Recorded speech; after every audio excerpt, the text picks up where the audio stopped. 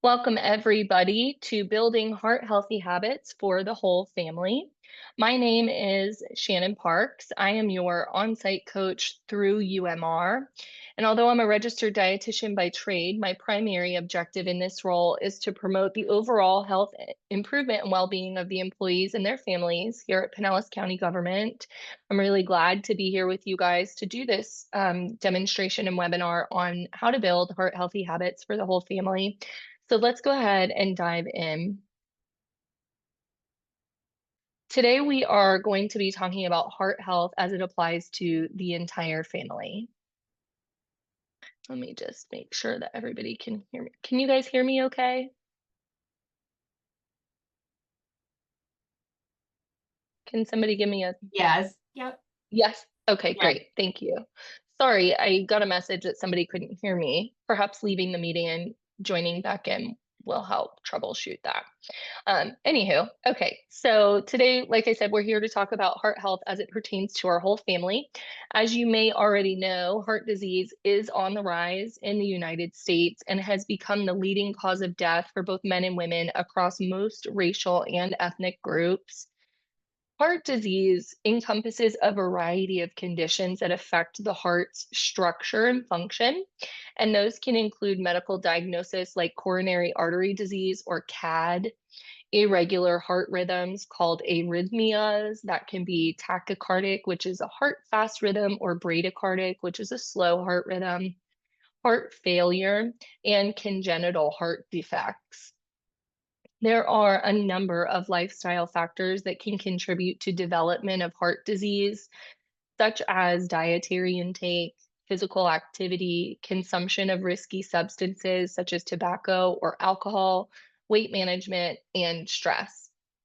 Present day CDC, or Center for Disease Control, statistics show us alarmingly that 1 in 250 adults and children have familial hypercholesterolemia, which is genetically high cholesterol. And as of 2023, 1 in 3 individuals die from heart disease. That is so sad and such staggering statistics. It has become increasingly clear that we need to prioritize our heart health more now than ever, not only for ourselves, but for our families as well.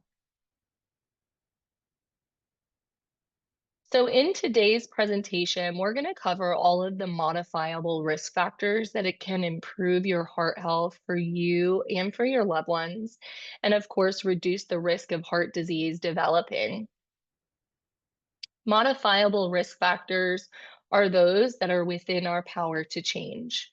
Things that you see on the slide now, such as movement, dietary intake, how stressed we are, although that's only partly in our control, and steps that we can take to improve our lifestyle and our overall picture of health. Conversely, or on the other hand, there are also non-modifiable risk factors at play with any disease state. These are things that we can't change, such as our age, our racial background, and our genetics. Though the non-modifiable risk factors are also a part of our health journey and cannot be changed, focusing on what we can control and promotion of those things can have an extraordinarily positive outcome on our health overall. In fact, a recent statistic demonstrates that an estimated 70% of all doctors' visits are due to the impacts of unattended modifiable risk factors. So let's dive in together and learn how we can reduce our disease risk and promote health for ourselves and for our families alike. We'll start with intentional movement. So most people have a general understanding that movement is good for us. And perhaps they even understand that they could be, or perhaps should be, moving more, right? We go to our annual doctor's visits and checkups, or you come see me and I ask you, what does exercise look like in your life? However, when it comes to movement, many are unfamiliar with the differences between physical activity and exercise. So I wanted to start by highlighting that because all exercise is physical activity, but not all physical activity is exercise. That's because physical activity is really an umbrella term that's used to categorize any movement above our baseline, with our baseline being sitting or lying down. Physical activity can be things like standing, gardening, or even washing the dishes. Yes, we're active, right? We're moving, we're doing something, but no, those activities aren't necessarily considered exercise. Exercise, on the other hand, is a subcategory of physical activity. To classify movement as exercise, we want to fit it into a four-part framework. So it's planned movement. An example, I'm going to exercise today on my lunch break. It's structured around some sort of an effort. An example, say walking for 30 minutes or doing a certain number of sets and repetitions for a strength exercise. It's purposeful, such as improving our cardiovascular health or muscular strength, stamina, or endurance. And it's repetitive, meaning not just one push up or one stair or one step on a walk, but multiple. While leading a physically active life can certainly have a positive impact on heart health overall, exercise truly trains our heart and our bodies to be their healthiest.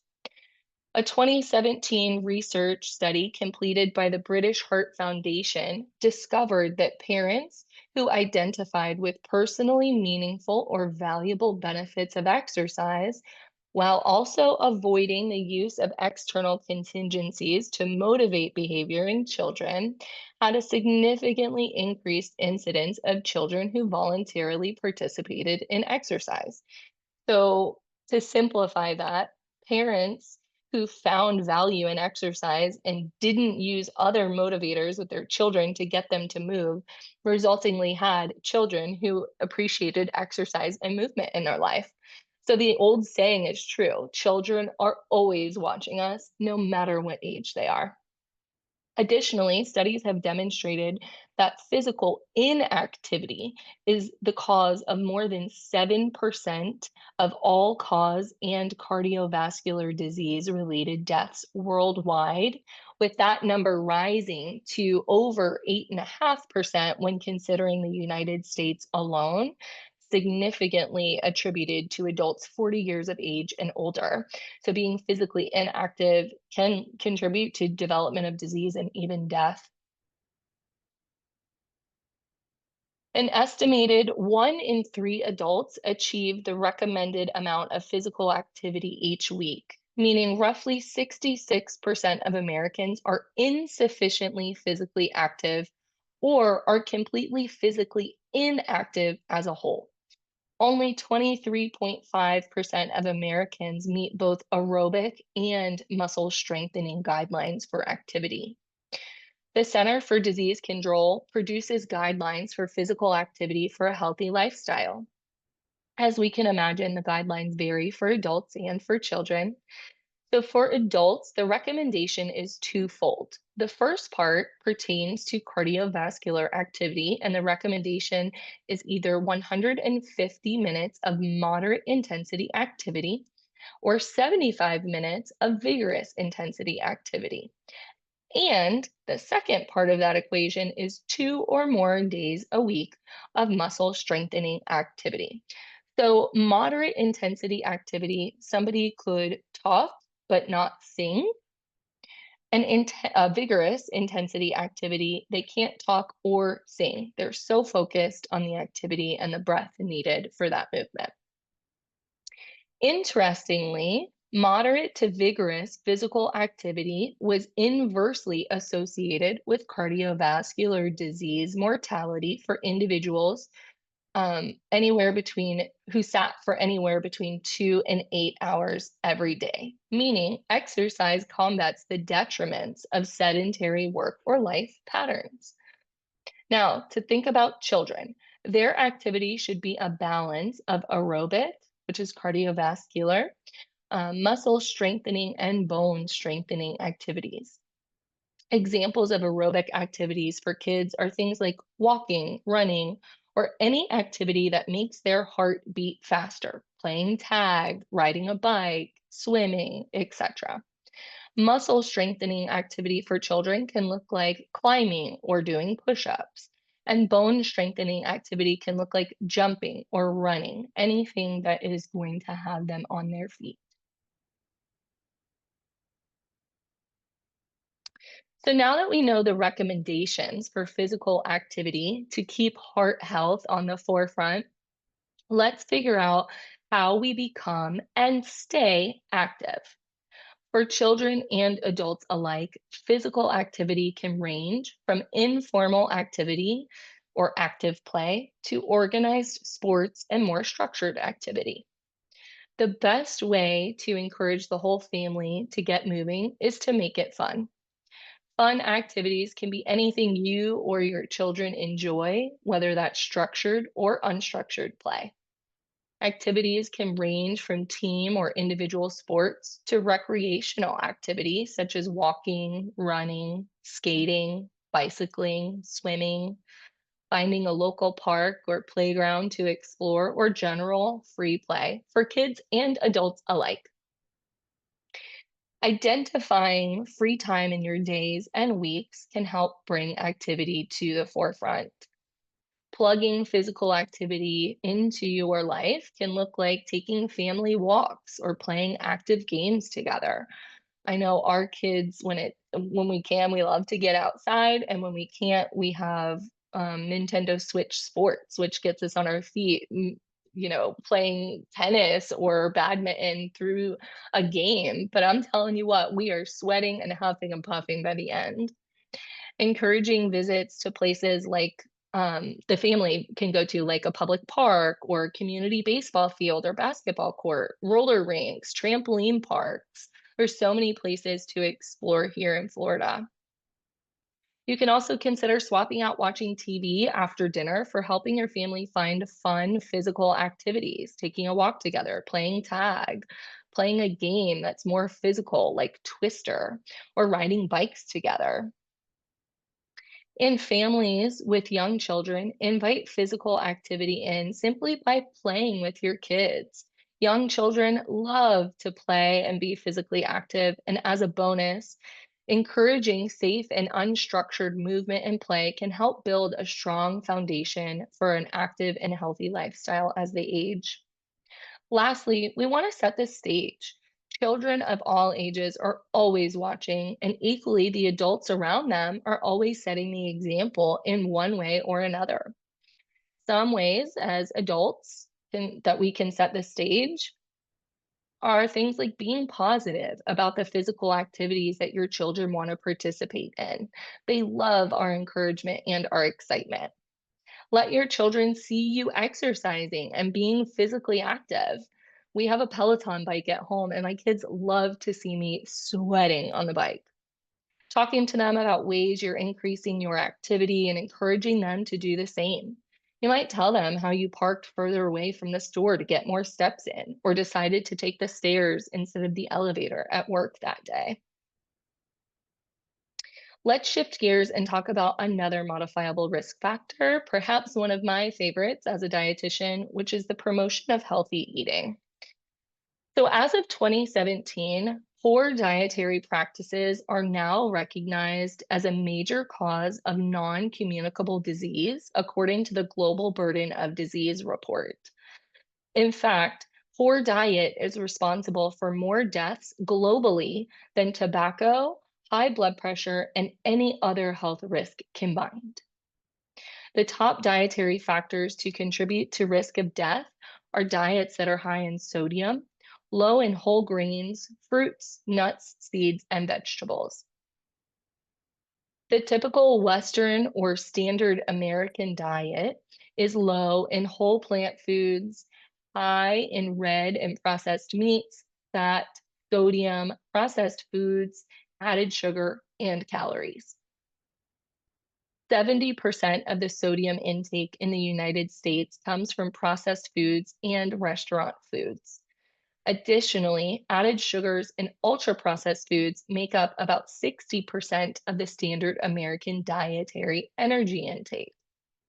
When we think about promoting healthy eating, we should consider everything from having healthy choices on hand to creating balanced meals, having a plan for the meals that we're going to eat, and maintaining adequate hydration. By living a healthy lifestyle and designing a healthy diet as a part of that, you can help promote heart health and control blood pressure, cholesterol, blood sugar, and the risk of disease development, including cardiovascular disease. In an observational cohort study related to disease prevention, dietary patterns higher in foods like fruits, vegetables, whole grains, legumes, and dietary fiber have demonstrated a reduction in risk of chronic disease, including cardiovascular disease, metabolic disease, and certain cancers. Furthermore, we know from scientific studies that the Western dietary patterns, particularly red meat consumption in diets heavy in refined flours, sugars, saturated and trans fats, are associated with biomarkers of inflammation, while healthier dietary patterns, such as the Mediterranean diet and DASH dietary patterns, as well as those with greater fruit and vegetable content, are associated with less inflammation. Conversely, anti-inflammatory dietary patterns are consistently characterized by high intake of fresh fruits and vegetables with many phytochemicals and antioxidants that boast health effects that counteract inflammation in our body.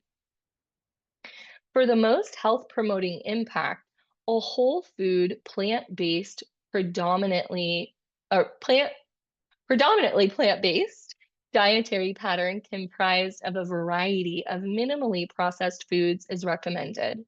This would include abundance of vegetables, fruits, legumes, whole grains, nuts, and seeds, and would be naturally high in fiber and antioxidants.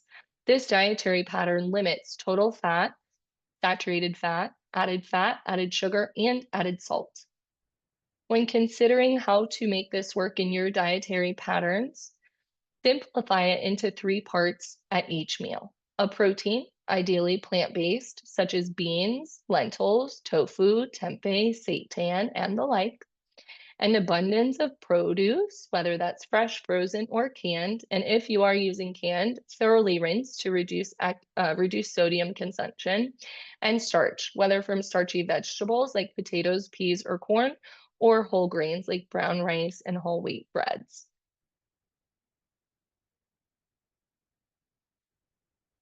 So, promoting heart health means also being conscious of not just adding in certain foods like fruits and vegetables, but being mindful of reducing intake of other foods such as sodium, saturated fat, ultra processed foods, and added sugar. Sodium intake is recommended to be less than 2,300 milligrams per day, with the American Heart Association recommending an upper limit intake of 1,500 milligrams per day.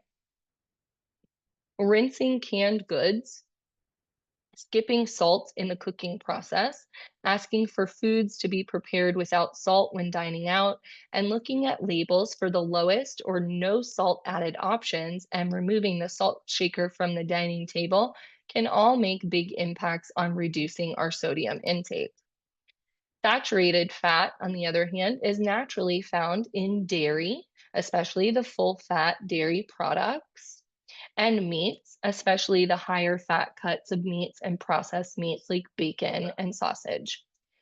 Swapping these foods out for plant-based dairy alternatives like almond milk or coconut milk yogurt, as well as reducing animal proteins in our diet in favor of plant-based proteins can drastically reduce the intake of saturated fat.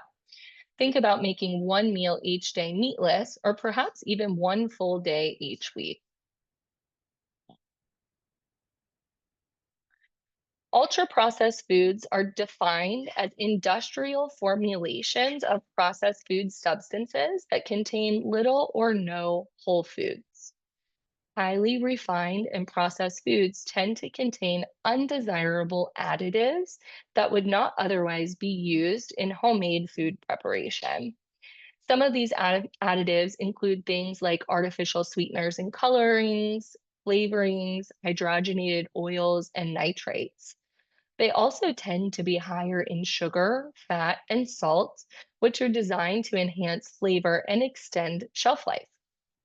An interesting way to determine how many ultra processed foods someone is consuming is to catalog how many food items in a day that you've eaten that come from a package, a box, or a container versus how many foods are fresh, whole foods. Lastly, added sugar. While it certainly tastes great, it really does wreak havoc on our body with inflammation and contribution to weight gain and development of disease. The current intake of added sugar amongst US adults and children is approximately 14.1% of total calories. The World Health Organization recommends both adults and children limit their daily calorie consumption of added sugar to less than 10% of total calories, with an ideal goal of less than 5% of total calories. Some of the top sources of added sugar in the US diet include sugar sweetened beverages, breads, rolls, and tortillas, sweet bakery products, coffee and tea, sugars, salad dressings and condiments, and ready to eat cereals and other processed and prepared foods. Sugar is a very inexpensive preservative and it's found in a lot of foods.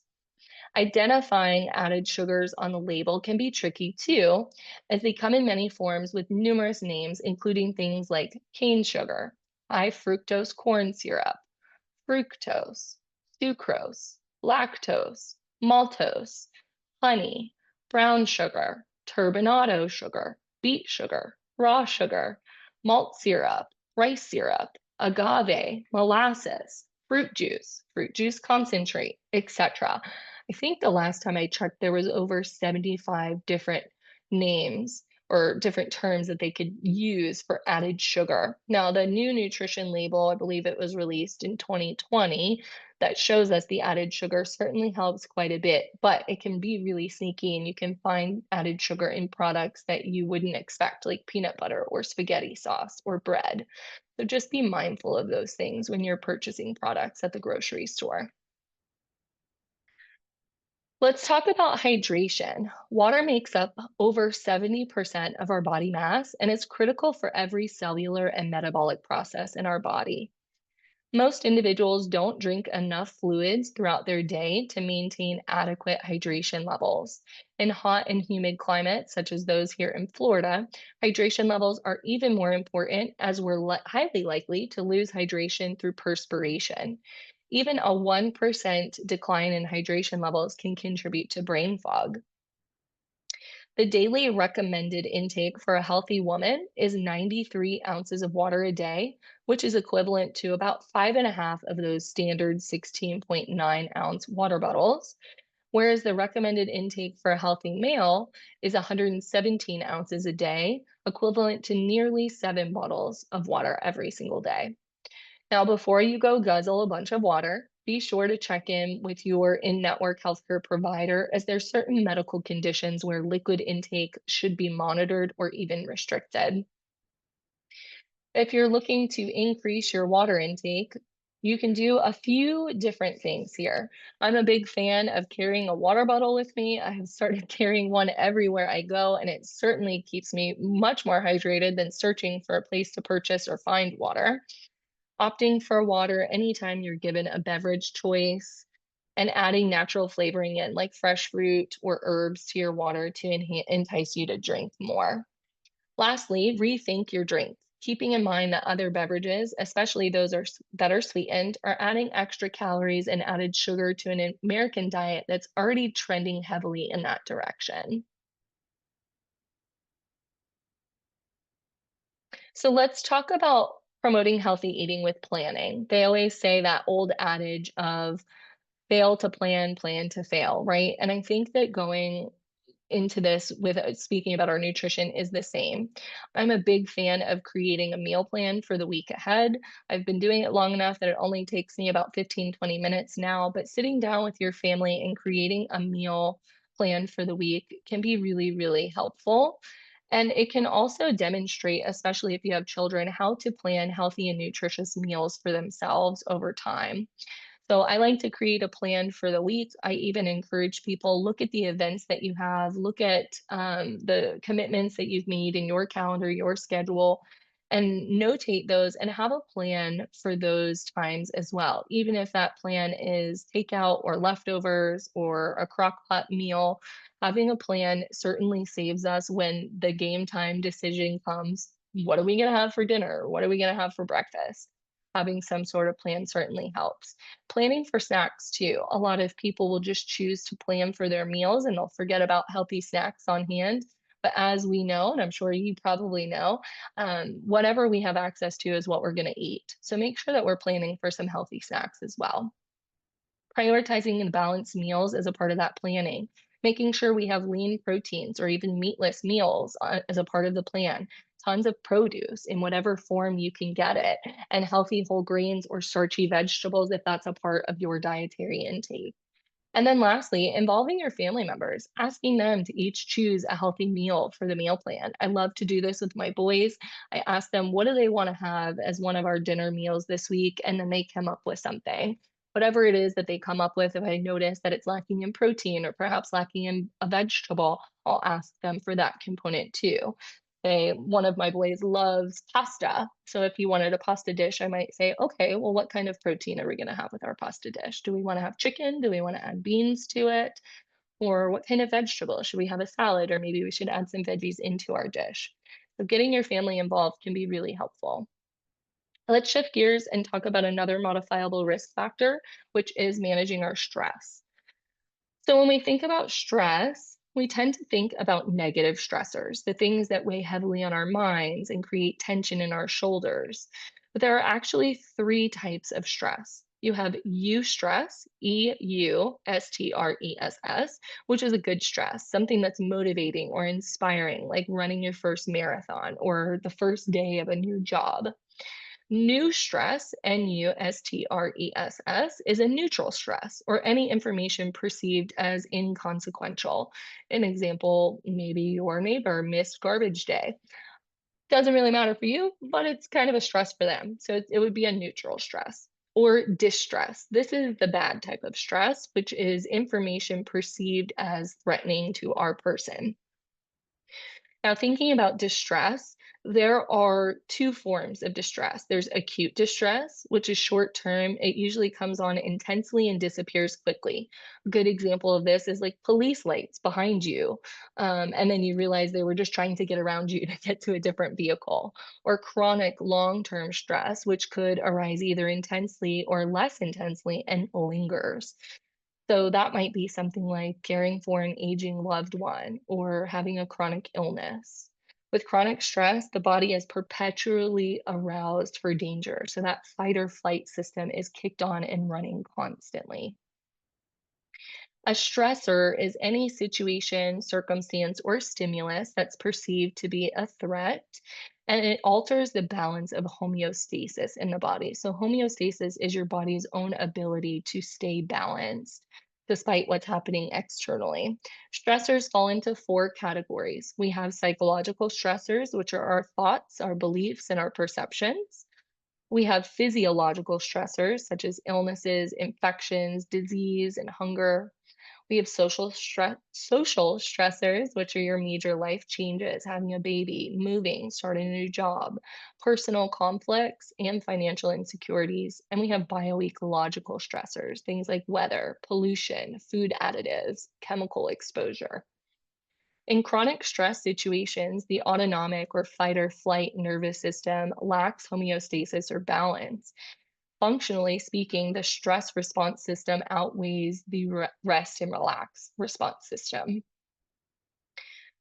Unfortunately, there are a myriad of health effects from chronic stress, things such as impaired immune function, getting sick more often, inflammation in the body, decreased bone density because chronic stress leaches minerals from our body, problems with memory, increased appetite, weight gain, abdominal fat deposits, insulin resistance, increased glucose, cholesterol, or triglyceride labs, increased blood clotting, impaired wound healing, poor sleep, pain, fatigue, poor mood, Adoption of less healthy habits, decrease longevity, and the root cause of many chronic diseases such as high blood pressure, type 2 diabetes, and heart disease.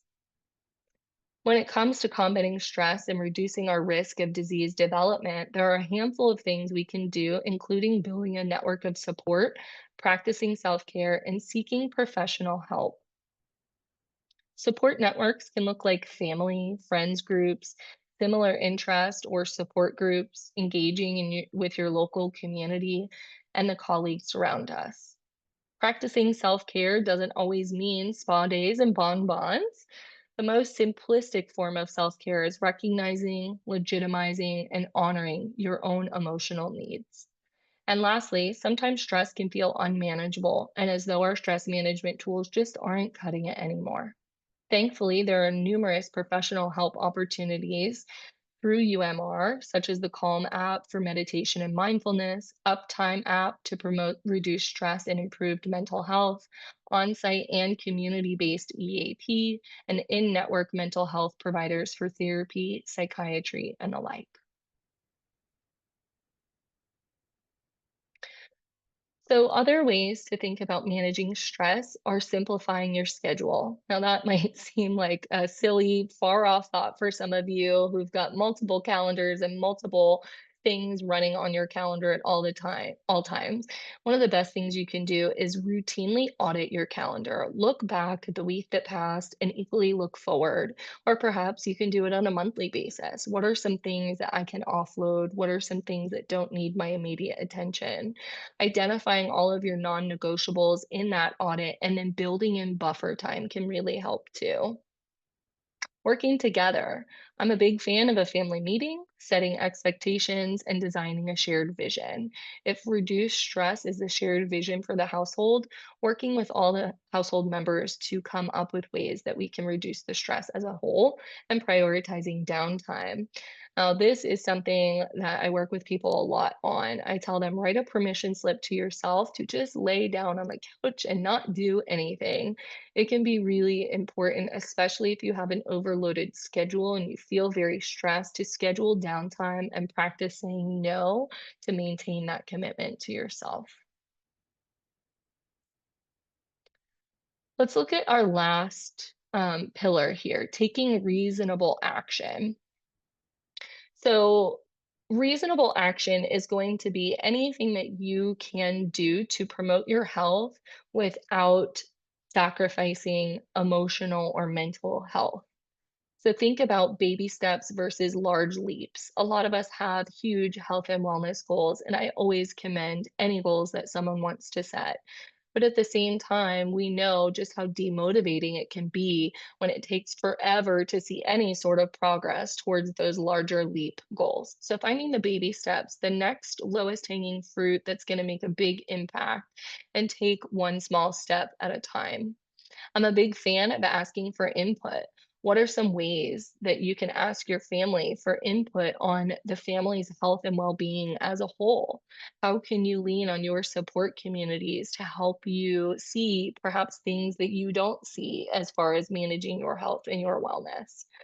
I'm a big fan of reassessing and reassigning, looking at the flow of things. Do you have too much on your plate? Are you not providing yourself enough me time?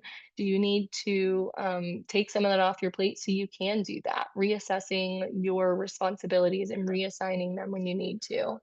And understanding, lastly, that burnout is not a badge of honor.